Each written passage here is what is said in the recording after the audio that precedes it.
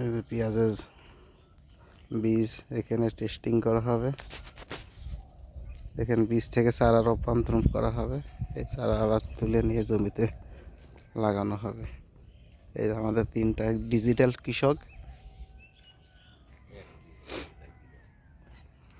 আছে। এই যে আমাদের এটা মাতব্বার অধনের দিক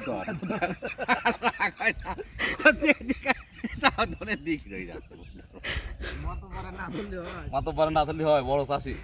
মাতব্বারের ল্যাঙ্গুয়েজের সমস্যা আছে।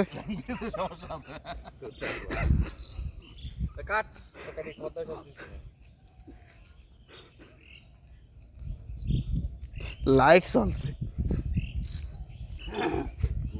লাইট চলছে, লোক চোখে দেখা